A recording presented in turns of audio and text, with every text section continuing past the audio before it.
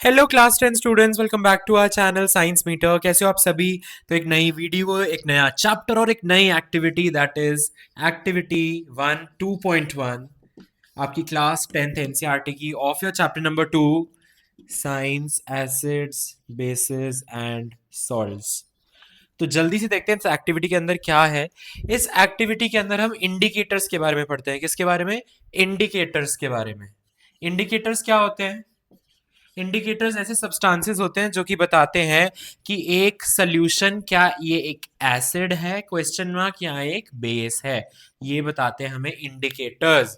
Chemistry में indicator का मतलब होता है एक सॉल्यूशन जो बताता है हमें कि मतलब इंडिकेटर को इस सॉल्यूशन में डालने पे यदि कुछ कलर चेंज या कुछ तो ऐसा होता है अलग सा, तो वो हमें बताता है कि ये एक एसिड होगा या एक बेस होगा। एसिड अलग से वो शो करती हैं चीजें, बेस अलग से करते हैं, वो सब इस एक्टिविटी में मैं आपको बताने वाला हूँ। लेकिन उससे पहले मैं जरा आपको ये बता दूं कि कौन कौन से इंडिकेटर्स हम पढ़ने वाले हैं।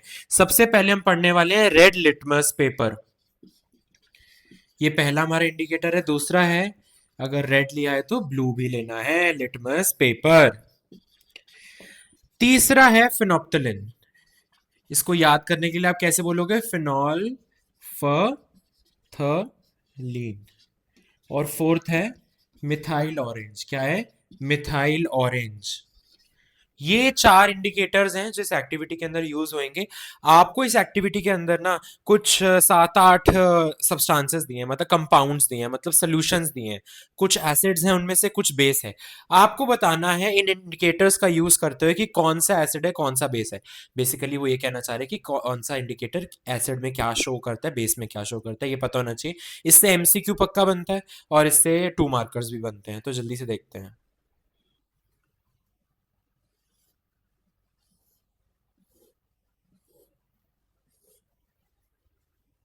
तो चलो जी, मैंने ये टेबल बना लिया आपका, ठीक है।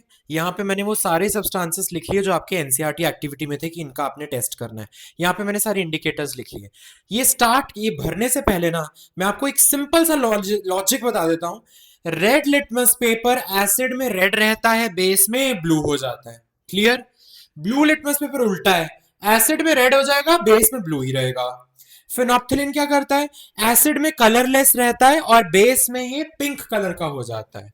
और मिथाइल ऑरेंज क्या होता है? मिथाइल ऑरेंज का खुद का कलर क्या होता है? ऑरेंज होता है, सॉरी येलो होता है। इसका पाउडर ऑरेंज होता है बट पानी में मिलाने पे येलो कलर आता है इसका, ठीक है। और फिनोप्थिलिन का खुद का कलर कलरलेस होता है, इसका कोई कलर नहीं होता है, इट इज ट्रांसपेरेंट। तो मिथाइल ऑरेंज को जब हम एसिड में डालते हैं तो ये रेड कलर शो करता है, ठीक है। और जब बेस में डालेंगे तो ये येलो कलर शो करेगा। इजी है, ये मैंने एक रूल बता दिया। अब मैं आपको बता देता हूं कि ये सब्सटेंसेस क्या क्या है। देखो, ये काफी ना इंपॉर्टेंट एसिड्स और बेस यहाँ पे है आपके एनसीईआरटी में। इतने तो आपको अच्छी तरह आने चाहिए। वो बताएगा नहीं क्वेश्चन में ये एसिड है या बेस, आपको पता होना चाहिए। हाँ बताओ। HCl क्या है? Hydrochloric acid, very good. H2SO4 क्या है? Sulphuric acid. HNO3 क्या है? Nitric acid. CH3COH क्या है? Ethanoic acid. इसको तो हम डिटेल में कार्बन कंपाउंड्स में भी पढ़ते हैं, चैप्टर 4। NaOH क्या है? Sodium hydroxide. KOH क्या है? Potassium hydroxide. MgOH whole twice क्या है? Magnesium hydroxide. NH4OH क्या है? Ammonium hydroxide. CaOH whole twice क्या है? Calcium hydroxide. तो ये नाम आपको विद फॉर्मूला अच्छे तरीके से आने चाहिए। You are in class 10th। अब फटाफट से भर देते हैं। HCl क्या है? एक एसिड है और एसिड में रेड तो रेड ही रहेगा, तो नो चेंज। सल्फ्यूरिक एसिड है, नो चेंज।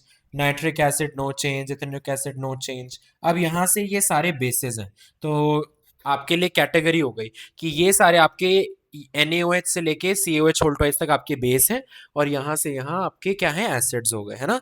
तो अब फटाफट से भर देते हैं हम। यहाँ पे क्या हो जाएगा? ब्लू हो जाएगा कलर, है ना, क्योंकि बेस है ये सारे। तो red litmus will turn blue. लेकिन यहाँ पे red colour remains red, no change. Red red ही रहेगा, सिर्फ यहाँ पे ब्लू होएगा। यानी रेड लिटमस पेपर को एक स्ट्रिप होती है, जब आप इसमें डिप करोगे बेस में तो वो ब्लू हो जाएगी जादू से, है ना। तो ये केमिस्ट्री है, इसके पीछे एटम्स मॉलिक्यूल्स कर रहे हैं काम। उसके बाद ब्लू लिटमस पेपर पे आ जाते हैं। ब्लू लिटमस पेपर अगेन उल्टा, जहां जहां एसिड है वहां इसमें तो रेड होना ही है ना, वो तो फिक्स है। और जब ब्लू को बेस में डालोगे तो ब्लू ब्लू ही रहेगा, लिटमस पेपर के कलर में कोई चेंज नहीं आएगा। तो यहाँ पे मैं क्रॉस कर देता हूँ। अब आ जाते हैं फिनोप्थिलिन पे। फिनोप्थिलिन खुद का कलर इसका कलरलेस होता है। जब आप एसिड में डालोगे ना इसकी कुछ ड्रॉप्स, तो कोई कलर आपको नया नहीं दिखेगा, कलरलेस ही रहेगा। तो इसको भी हम कलरलेस लिख सकते हैं चारों में, जब जब आप इसको एसिड में डालोगे, ठीक है। लेकिन जब आप इसको बेस में डालोगे तब क्या होगा, पिंक कलर आएगा। जैसे ही आप फिनोप्थिलिन की ट्रांसपेरेंट ड्रॉप्स इस बेस के टेस्ट ट्यूब के अंदर डालोगे ना, आप देखोगे पिंक पिंक कलर आ रहा है। तो वो क्यों है, क्योंकि फिनोप्थिलिन आपका बेसिस में पिंक शो करता है। तो ये सब बेसिस में मैं पिंक डाल दूंगा, पिंक पिंक, ठीक है। अब मिथाइल ऑरेंज पे आ जाओ। मिथाइल ऑरेंज का खुद का कलर क्या होता है, येलो। मैंने अभी भी बताया एसिड्स में ये कौन सा कलर शो करता है, रेड। तो जहां जहां एसिड है, HCl एसिड है, H2SO4 भी एसिड है, HNO3 भी एसिड है, और CH3COOH भी एसिड है, तो वहां पे ये रेड शो करेगा। लेकिन अगर इस मिथाइल ऑरेंज को मैं बेस में डालूंगा तो वो सिर्फ येलो येलो येलो येलो ही शो करेगा, यानी इस पूरे 5 कॉलम्स में येलो येलो आएगा। ये ना बहुत इंपॉर्टेंट एक्टिविटी है, क्योंकि यहां से बनते हैं MCQs। क्या बनते हैं, MCQs। समझ आ रही है। तो ये काफी इंपॉर्टेंट एक्टिविटी है, तो इसको छोड़ के मत जाना प्लीज, क्योंकि यहां से आपका पक्का MCQ आएगा इन योर